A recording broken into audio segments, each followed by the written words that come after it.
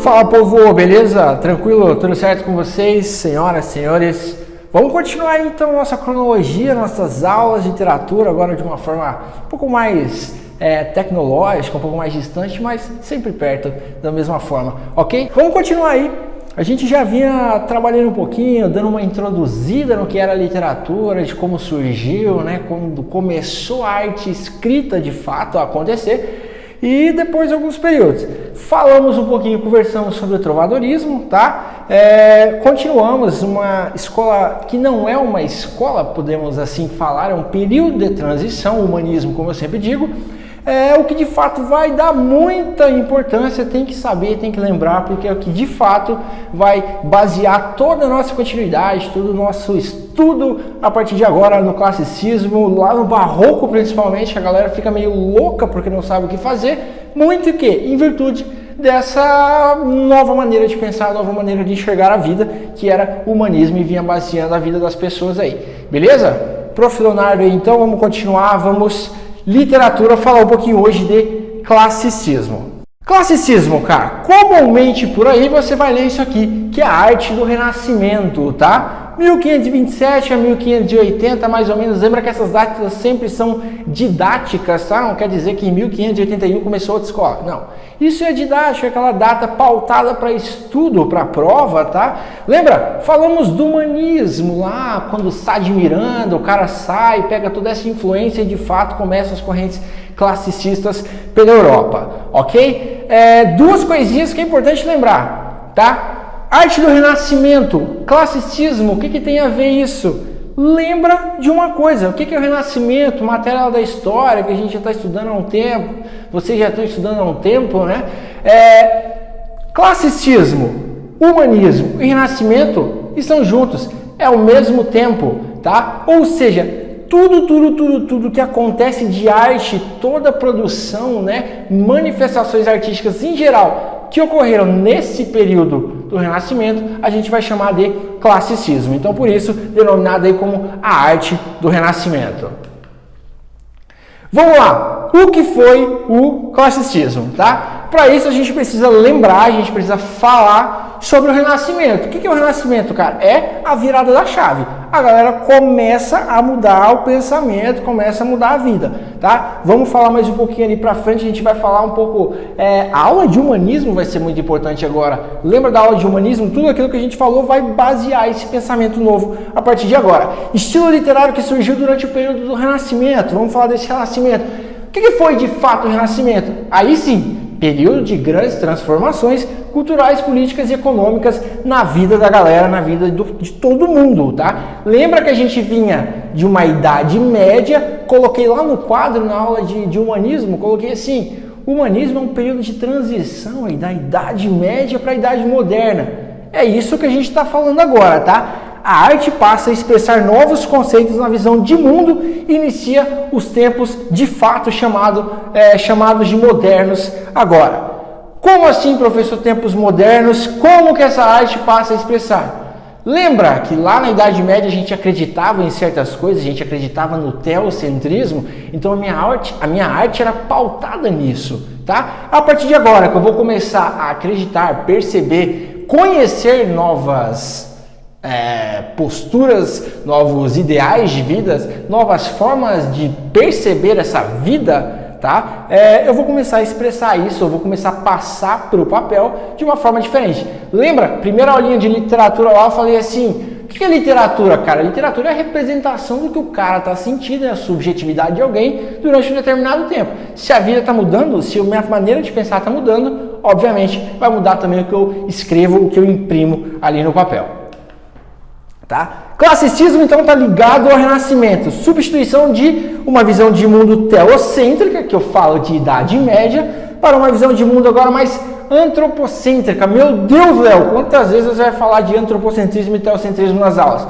Muitas, tá? Por quê? Porque isso aqui é a chave, tá? Humanismo, o que é humanismo? É a saída do teocentrismo para o antropocentrismo. O que é teocentrismo? Teo significa Deus, né? Deus no centro de tudo, Deus que rege a vida, tá? A partir de agora, no antropocentrismo, o que eu passo a acreditar? O homem como um ser protagonista, dono da sua vida, tá? Não quer dizer que ele não precise de Deus para nada, que ele agora, Deus ficou numa gavetinha guardada. Não, Deus continua sendo Deus, continua existindo. Só que eu vou me colocar um pouco mais senhor da minha vida, vou me colocar um pouco mais protagonista do que eu faço, tá? Lembra aí, humanismo. Tá? Passada de Idade Média para a Idade Moderna. Eu tenho uma época medieval e eu tenho uma época agora renascentista. Principal questão, a gente sai de uma visão pautada, né? Tudo que era explicado por Deus, agora vai ser explicado em quê? No estudo pelo homem, tá? Antropocentrismo, Deus é o centro, o homem é o centro. Lembra que esse antropo aqui remete a homem, beleza? Lá na época medieval, qual é o papel desse homem? Eu tenho um homem submisso, pecador, tá? Agora renasce, muda a chave, eu tenho um homem que é dotado de razão, um homem que é capaz de descobrir novas coisas, beleza? Verdade absoluta na época medieval, Bíblia, né? Deus, mais uma vez. Verdade agora no Renascimento, experimentação, tá? Experimentos. Tanto que agora vai uma porrada de teorias aí serem comprovadas, a galera vai provar muita coisa, por quê? Porque tudo que até então era explicado por Deus, agora vai ser explicado pela ciência, pelo experimento, né? Pelo estudo, pela comprovação de alguma coisa, tanto que grandes e grandes, não só pensadores, mas grandes físicos, grandes cientistas da nossa história surgiram aí, né? Começaram a desenvolver seu trabalho na época do humanismo, nessa virada de tempo aí. Fato importante também, a gente tinha um sistema de governo lá baseado no feudalismo, aquela sociedade bem marcadinha, era muito difícil mudar de classe social e tal. Agora a gente tem o quê? Mercantilismo, capitalismo começa a rolar, né? A galera começa a querer ganhar dinheiro, começa a mudar de vida e a partir daí a vida vai mudando e vai melhorando um pouquinho também. Humanismo, só volta um pouquinho à aula passada e lembra de algumas questões. O que é o humanismo, velho? O humanismo é o seguinte: antropocentrismo, valorização de quem? Do ser humano, tá? Valorização do homem. Lembra na aula de humanismo lá, ó, vamos falar aqui daqui a pouco. Demonstração da figura humana, né? Suas expressões, detalhes, proporções. Lembra umas pinturas que eu mostrei para vocês? Pintura do Michelangelo, pintura do Da Vinci, o que tem? A gente tem uma mostra do ser humano um pouco mais ressaltado, a gente tem um cara mais bem colocado no papel, ele formas inclusive corporais mais bem dotadas, mais bem abordadas na pintura de um artista, tá? O homem é o centro do conhecimento, mais uma vez, acabei de falar no slide anterior, tudo que Deus explicava, quem vai explicar agora?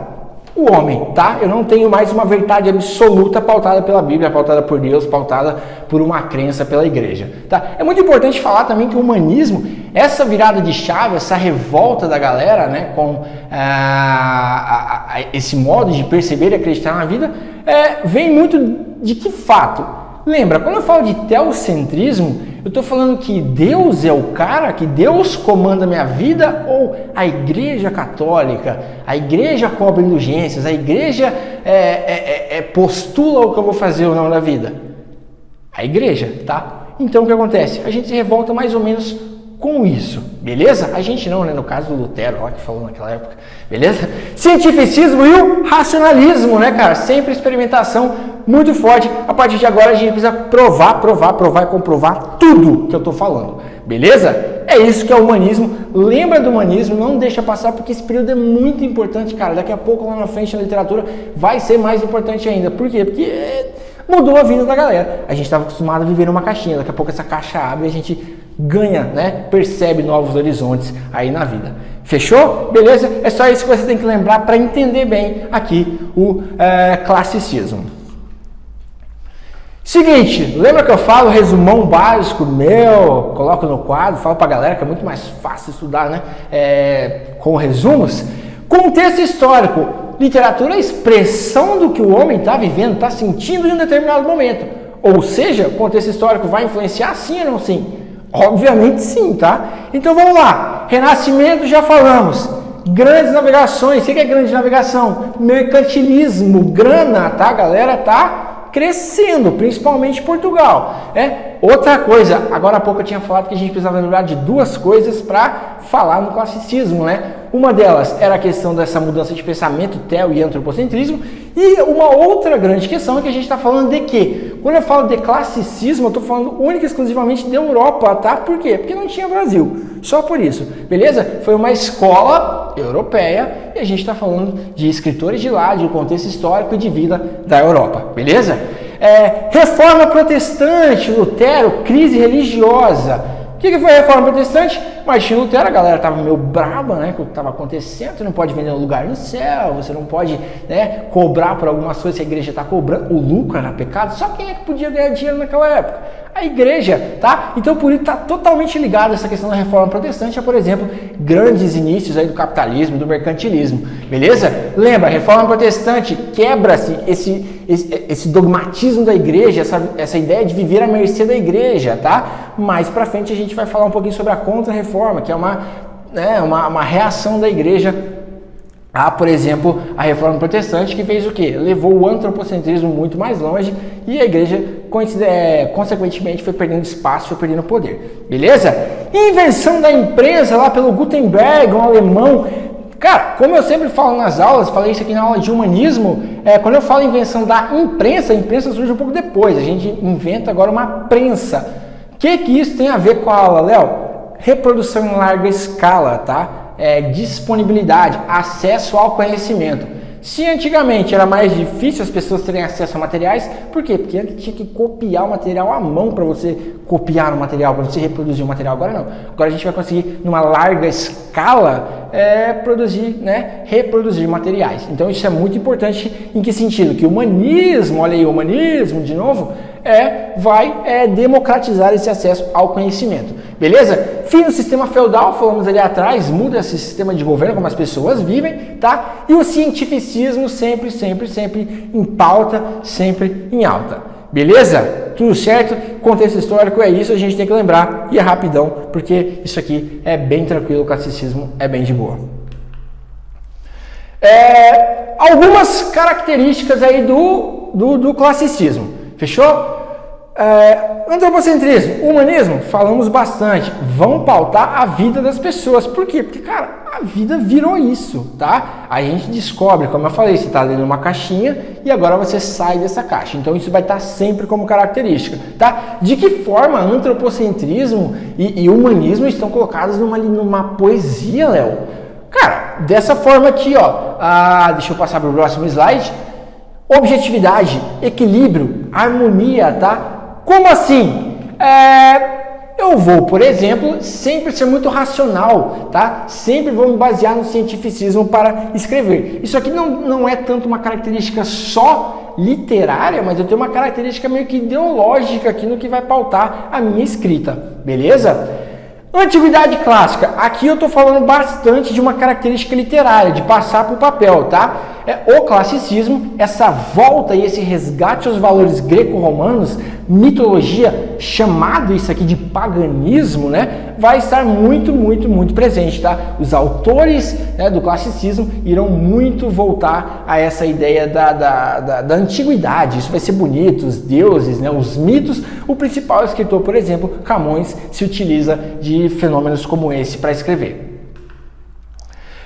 Como eu falei, falamos de classicismo, eu já até mencionei o autor aqui, o Camões, o cara do classicismo aí. Cara, quando você fala de Camões, você está diretamente falando isso aqui, ó, rigor formal. O que é rigor formal? É escrever perfeitinho, bonitinho, palavra legal, tá? Os versos muito bem colocados. O Camões era o cara que escrevia nos decassílabos. O que eram os decassílabos?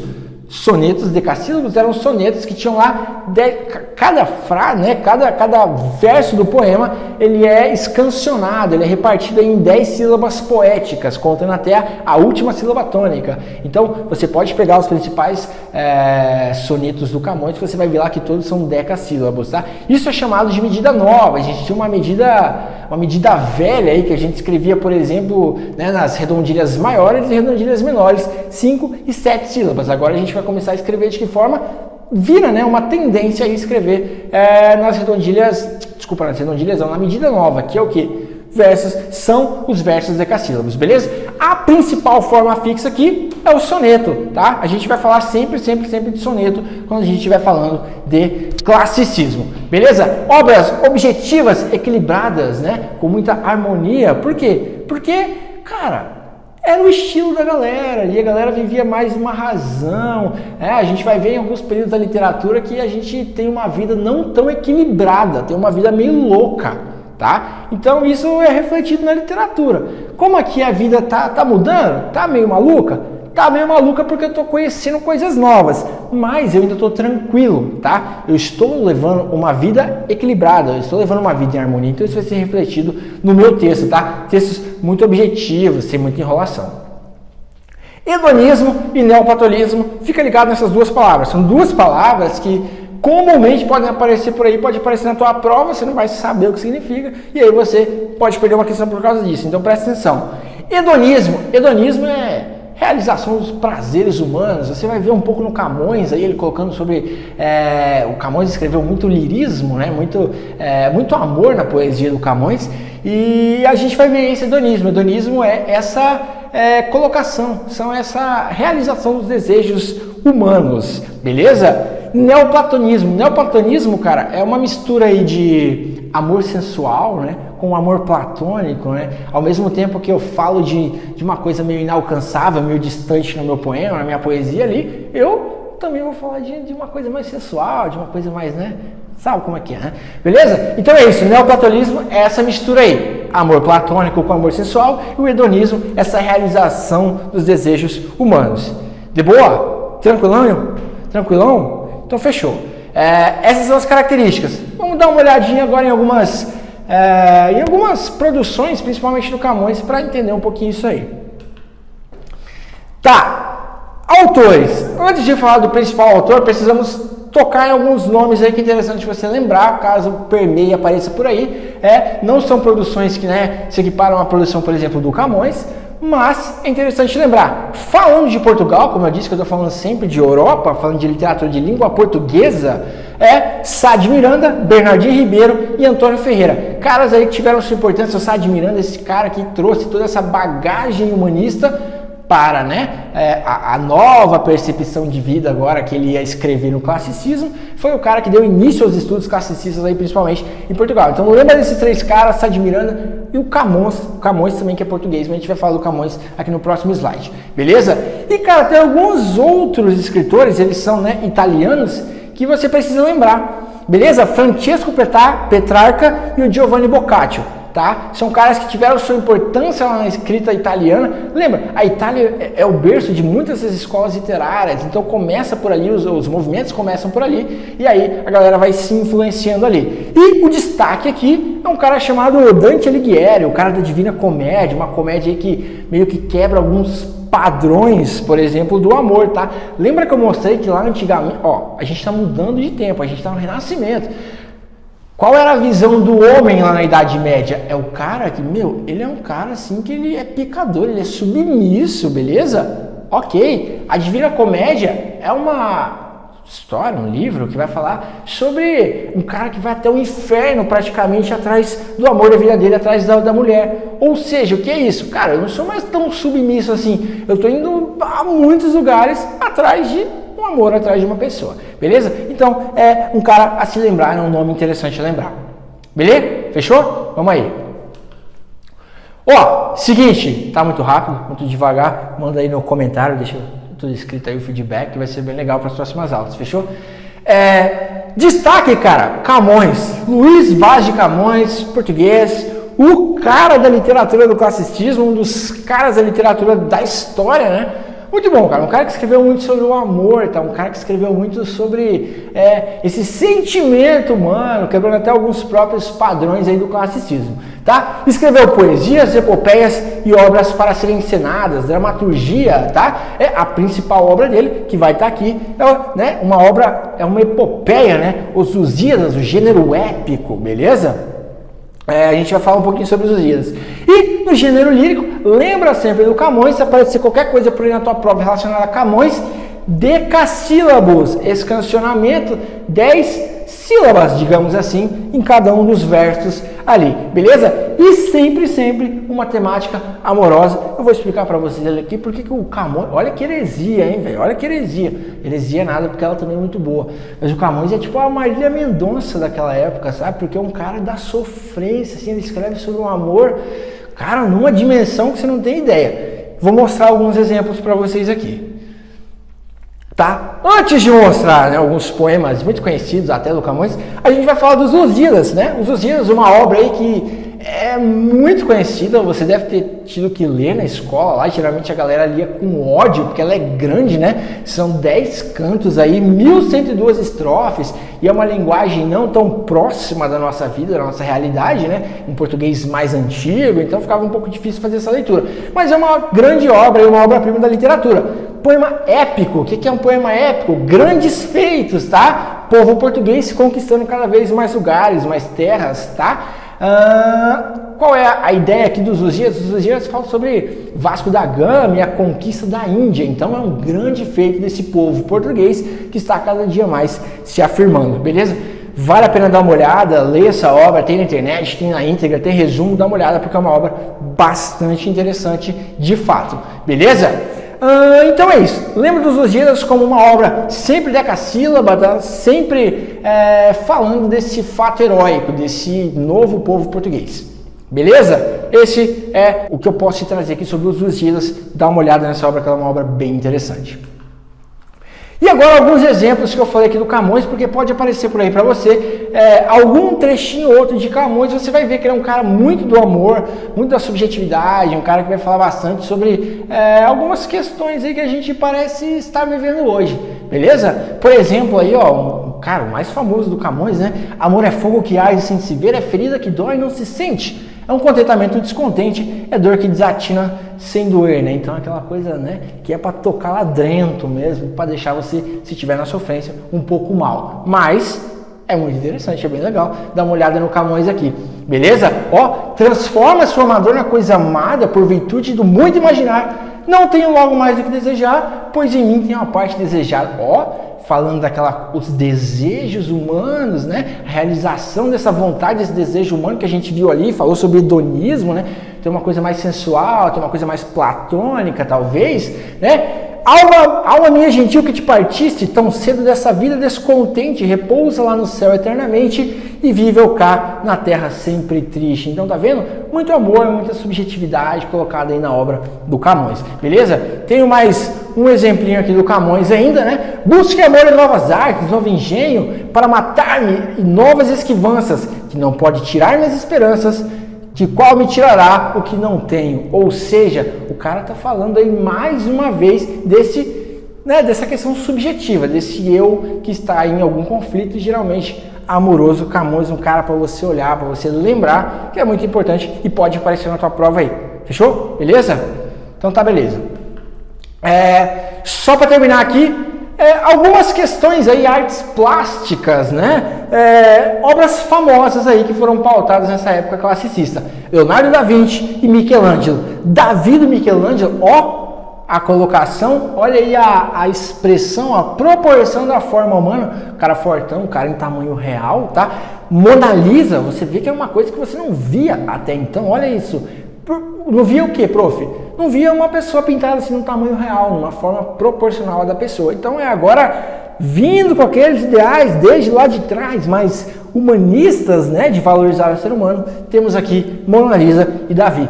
Duas obras que eu mostrei, cara, lá